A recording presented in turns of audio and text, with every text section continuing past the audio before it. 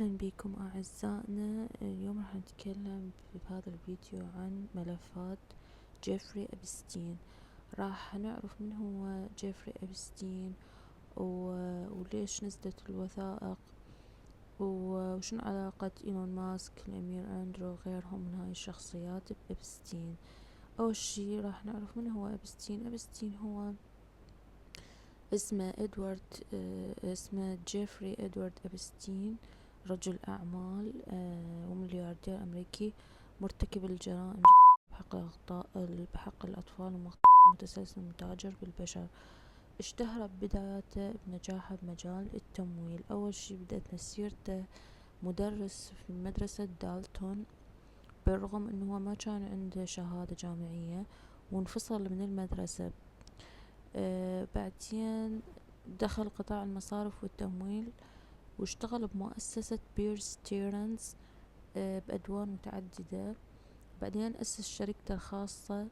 نجح أبستين ببناء دائرة اجتماعية من النخبة، واستقطب ما لا يقل عن 1000 فتاة قاصر ومراهقة وشابة.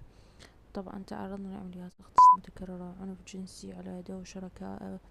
وشاركته بالجريمة حبيبته جيسلين ماكسويل، أبوها إمبراطور الإعلام ببريطانيا، أيضا مات بظروف غامضة.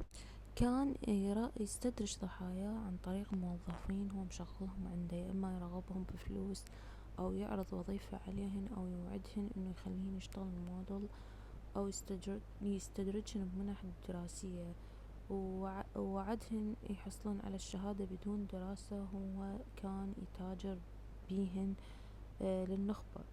ظهرت مراسلاته معاهم في الملفات. واحدة من الضحايا ذكرت أنه هي من جنوب أفريقيا، وعدها موظف عند أبستين بوظيفة موديل أنه هو ينقلها لأمريكا.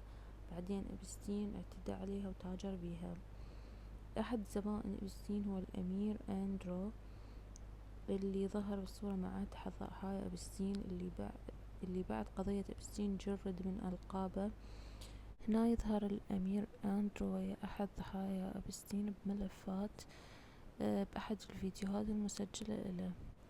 وهنا بهذا الفيديو المسجل تظهر أحد ضحايا أبستين تلعب وياه، وتظهر بملفات أبستين مراسلات كثيرة بين جيفري وبين إيلون ماسك. منها أنه إيلون ماسك كان يترجى أبستين أنه يجي لأحد حفلاته. بعدها طلع إيلون ماسك ونفى علاقته بأبستين، مع أنه هواي مراسلات إله مع أبستين وغيره من أشخاص لسه ما تحاسبوا وما تم التحقيق معاهم. ومن ضمن المراسلات كشفت أنه سيدة أعمال إماراتية اسمها عزيزة الأحمدي أهدت 3 قطع من كسوة الكعبة الأبستين، وذكرت أنه ملايين المسلمين من السنة والشيعة وغيرهم يطوفون حول الكعبة ويلمسون هذه الكسوة الممزوجة بدموعهم ويدعون ويأملون أن تتقبل صلواتهم.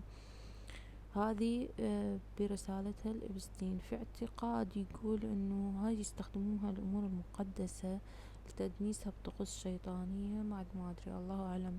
والملفات ذكرت أنه بعض الضحايا ذكروا أنه كان أكو تقطيع للأطفال، فما أدري إذا هذا جزء من الطقوس الشيطانية. وفي هذا السياق ذكرت المغنية نيكي ميناج أنه في عبد الشيطان يخطفون الأطفال يقتلونهم ويقدموهم كقرابين، وقالت أنه هم دا يعرقلون مشاريعها وراح تفضح هذا المجتمع السري.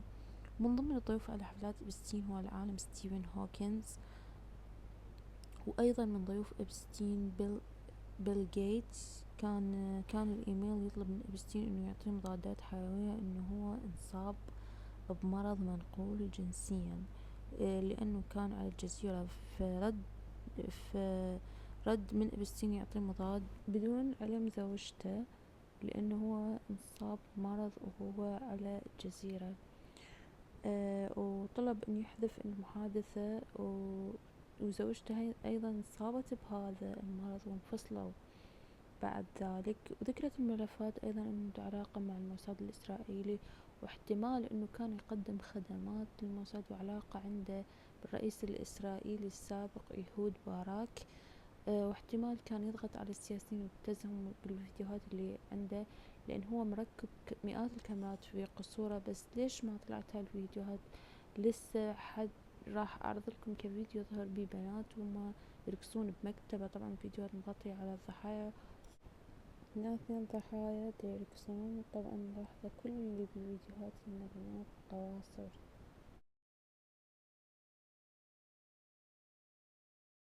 هنا إحدى الضحايا هي قاصر مغطين على وجهها.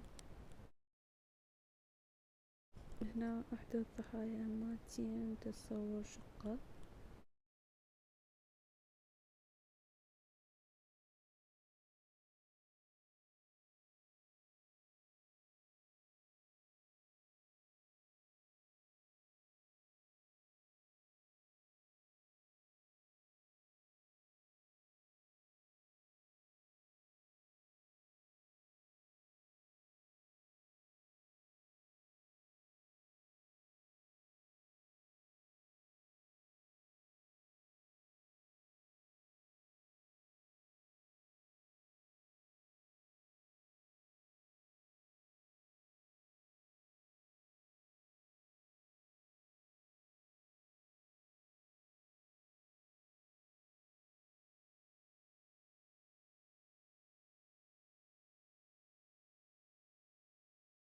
بعض الفيديوهات يظهر فيها رياجين غير معروفين، وهو علاقاته بكثير ناس مهمين. ليش ما تطلع فيديوهاتهم؟